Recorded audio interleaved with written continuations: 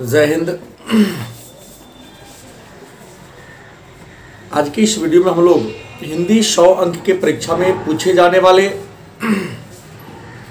कुछ महत्वपूर्ण लघुत्तरीय प्रश्न पर परिचर्चा करेंगे। जैसा कि आप जानते हैं कि हिंदी 100 अंक के परीक्षा में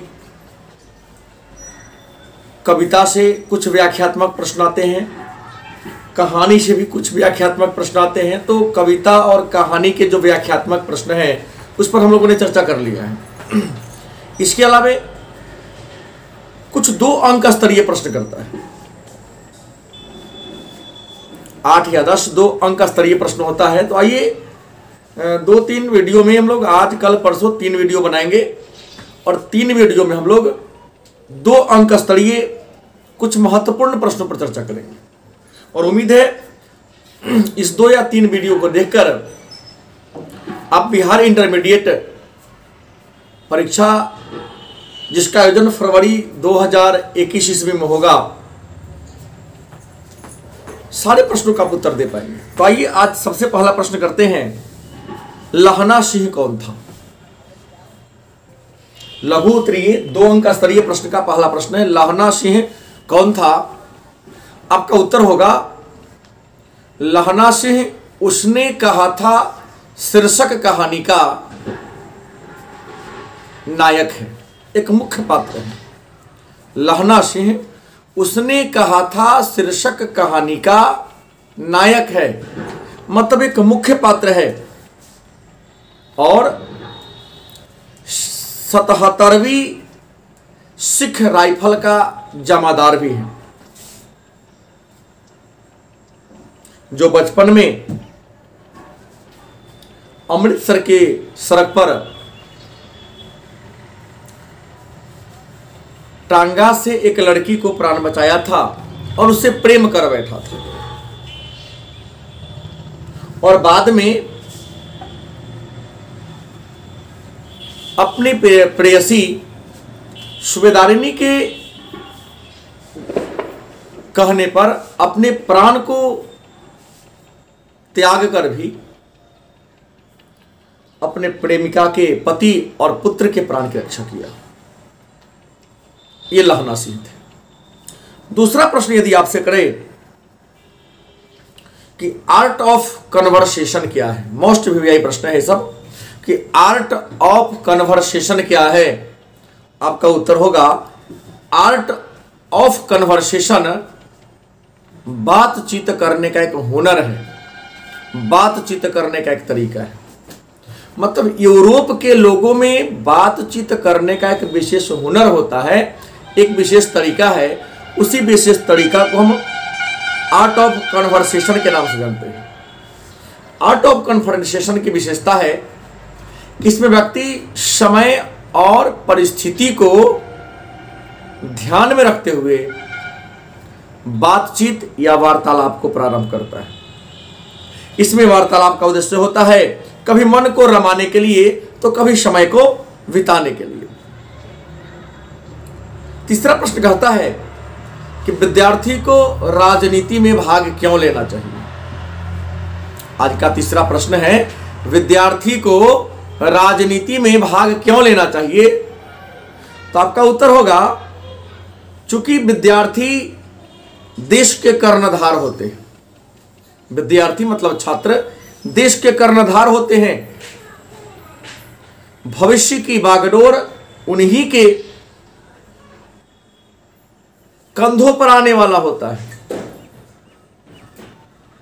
चूंकि देश में अनेक प्रकार की समस्याएं हैं, अगर विद्यार्थी राजनीति में भाग लेगा तो देश की समस्या को जानेगा, उसके अच्छाई और बुराई को समझेगा और तब जाकर वह देश की व्यवस्था में सुधार कर सकता है। चौथा आज का प्रश्न है, डायरी क्या है या डायरी से आप क्या समझते हैं? डायरी क्या है या डायरी से आप क्या समझते हैं? आपका उत्तर होगा डायरी व्यक्ति के विचारों की एक रचना है। डायरी व्यक्ति के विचारों की एक रचना है जिसमें कोई व्यक्ति अपने जीवन में घटने वाली दिन प्रतिदिन के घटनाओं के बारे में चर्चा करता है कि उसके जीवन में दिन प्रतिदिन कौन कौन सी घटनाएं घट रही है। इसी का जिक्र डायरी में होता है और डायरी से पता चलता है कि व्यक्ति यथार्थ में जीता नहीं बल्कि यथार्थ को मतलब वास्तविकता को रचता भी है। अगला प्रश्न है, भगत सिंह के अनुसार कैसी मृत्यु अच्छी है? भगत सिंह के अनुसार कैसी मृत्यु मतलब किस प्रकार की मृत्यु अच्छी है? तो आपको बता दे, भगत लिखेंगे कि भगत सिंह के अनुसार देश की सेवा के लिए, भगत सिंह के अनुसार देश की सेवा के लिए जो मृत्यु हो जाए, यदि देश की सेवा करते करते किसी को फांसी हो जाए तो ये मृत्यु सबसे अच्छा है, क्योंकि जो मृत्यु देश के नाम पर होता है, देश के लिए होता है, उसमें व्यक्ति मरता नहीं है बल्कि वह शहीद हो जाता है, उसका नाम अमर हो जाता है। अगला प्रश्न है, भ्रष्टाचार का जड़ क्या है? और भ्रष्टाचार को दूर करने के लिए जेपी ने क्या क्या सलाह दिया था? मतलब जेपी के अनुसार, मतलब जयप्रकाश नारायण के अनुसार भ्रष्टाचार की जड़ क्या है और इसे दूर करने के लिए आप क्या करेंगे? आपका उत्तर होगा कि जयप्रकाश नारायण के अनुसार भ्रष्टाचार का जड़ है सरकार की गलत नीतियां। जयप्रकाश नारायण के अनुसार भ्रष्टाचार का जड़ है सरकार की गलत नीतियां, क्योंकि सरकार के गलत नीति के कारण ही हमारे देश में भूख है, महंगाई है, बेरोजगारी है, भूखमरी है और कालाबाजारी है। और ये बेरोजगारी, महंगाई, भूखमरी, कालाबाजारी हमारे जीवन को नष्ट कर रही है। अतः इसे दूर करने के लिए प्रशासन को मजबूत करना पड़ेगा। मजबूत प्रशासनिक तंत्र की स्थापना करके भ्रष्टाचार को मिटाया जा सकता है। आज का अगला प्रश्न है, सड़कों को क्यों सींचा जा रहा है? प्रश्न है, सड़कों को क्यों सींचा जा रहा है? तो आपका उत्तर होगा कि सड़कों को इसलिए सींचा जा रहा है। आप लिखेंगे कि सड़कों को इसलिए सींचा जा रहा है ताकि यदि विजय का जुलूस निकले तो विजय के जुलूस में शामिल लोगों के शरीर पर धूल न पड़ जाए, क्योंकि जब विजय जुलूस के लोगों पर धूल पड़ेगा तो इससे राजा की छवि, राजा की ख्याति क्या हो जाएगी? खराब हो जाएगी। इसलिए सड़कों को सींचा जा रहा है। अगला प्रश्न है, लहना सिंह ने बोधा सिंह के प्रति किस प्रकार का त्याग दिया? परिचय दे। प्रश्न है, लहना सिंह ने बोधा सिंह के प्रति किस प्रकार का त्याग दिया? परिचय दे। आपका उत्तर होगा, लहना सिंह बोधा सिंह के प्रति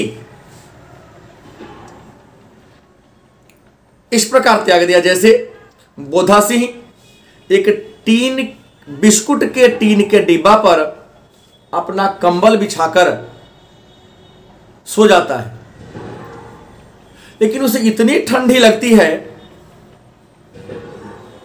जिसे वह बर्दाश्त नहीं कर पाता है। तो लहना सिंह अपना बुरान कोट, अपना कंबल, यहां तक कि अपना सूखा हुआ तख्ती भी बोधा सिंह को दे देता है और बार बार अपना नजर टिकाए रहता है उस पर, पूछता है उसका हाल। बोधा सिंह कहता है कि ठंड ज्यादा लग रही है, दांत बज रहे हैं। अंत में लहना सिंह क्या करते हैं, अपना जैकेट भी उतार के उसे दे देते हैं। और जब बोधा सिंह प्रश्न करता है कि साहब आपको ठंडी लगेगी तो यहां पर लहना सिंह झूठ बोलता है कि हमें तो गर्मी लग रही है और दूसरी बात आज हमने एक नया जैकेट खरीदा है। तो अपना जैकेट देकर, अपना सूखा हुआ तख्ती देकर, अपना कंबल देकर लहना सिंह ने बोधा सिंह के प्रति त्याग दिया है। अगला प्रश्न है, नारी की पराधीनता कब से प्रारंभ हुई? नारी की पराधीनता कब से प्रारंभ हुई? तो आपका उत्तर होगा कि जब कृषि का आविष्कार हुआ, मतलब जब कृषि का आविष्कार हुआ या कृषि का विकास हुआ, तब से नारी की पराधीनता प्रारंभ हो गई। जब कृषि का विकास हुआ तब से ही नारी की पराधीनता प्रारंभ हो गई, क्योंकि कृषि के विकास के कारण नारी की संसार घर की चार दीवारी के अंदर सिमट गई। घर की चार दीवारी के अंदर ही नारी का रहना दिनचर्या बन गया, जबकि घर के चार दीवारी के बाहर के जितने भी काम थे वह पुरुष के जिम्मे आ गया। तो कृषि के विकास के कारण या कृषि के विकास ने नारी की पराधीनता को, नारी के गुलामी को क्या कर दिया? शुरुआत कर दिया। अगला पद है, प्रगीत गैंग्रीन क्या है? अगला प्रश्न है, गैंग्रीन क्या है? तो आप लिखेंगे गैंग्रीन एक प्रकार की बीमारी है। गैंग्रीन एक प्रकार की बीमारी है। इस बीमारी को ग्रामीण क्षेत्रों में पकओए के नाम से भी जाना जाता है। किसी पत्थर के चुभ जाने से या कांटा के पैर में चुभ जाने से और वह कांटा जब उसके पैर से नहीं निकल पाता है तो अंदर ही वह पक जाता है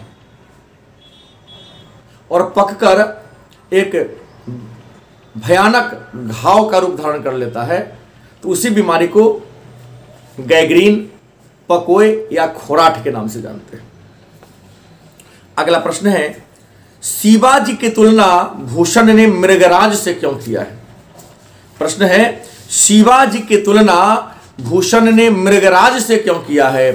तो आपका उत्तर होगा, शिवाजी की तुलना भूषण ने मृगराज से इसलिए किया है, शिवाजी की तुलना भूषण ने मृगराज से किया है क्योंकि कि जिस प्रकार हाथी बहुत शक्तिशाली, बहुत विशालकाय जीव है, शेर बहुत छोटा जीव है, लेकिन फिर भी शेर के हाथों हाथी मारा जाता है। उसी प्रकार हमारे शिवाजी जो हैं, देखने में भले ही दुबले पतले छोटे दिखाई देते हैं, लेकिन अपने शत्रु पर ऐसे वार करते हैं जैसे शेर हाथी पर वार करके शेर को मार गिराता है। इसीलिए कवि भूषण ने अपने कविता में शिवाजी की तुलना मृगराज से किया है। और आज का अंतिम प्रश्न है, जन जन का चेहरा एक से कवि का क्या मतलब है, क्या तात्पर्य है? जन जन का चेहरा एक से कवि का क्या तात्पर्य है? तो आप लिखेंगे, जन जन का चेहरा एक से कवि का मतलब है कि संसार के किसी भी देश के लोग हो, सभी देश के लोगों की गरीबी, भूखमरी और हालात एक जैसी है। सभी देश के लोग अपने समस्याओं से निपटने के लिए दिन भर कठिन मेहनत करते हैं, कमर तोड़ मेहनत करते हैं, तब जाकर के उसे 2 वक्त की रोटी मिल पाती है। बिना मेहनत किए, बिना कर्म किए किसी भी देश के लोगों को भोजन नहीं मिल पाता है, चाहे वह अमेरिका हो, यूरोप हो या रूस हो। इसलिए कवि ने कहा कि जन जन का चेहरा क्या है, एक। तो आज के क्लास में इतना ही। पुनः कल हम लोग आगे के कुछ 10-12 प्रश्नों को लेकर आएंगे। तब तक के लिए धन्यवाद।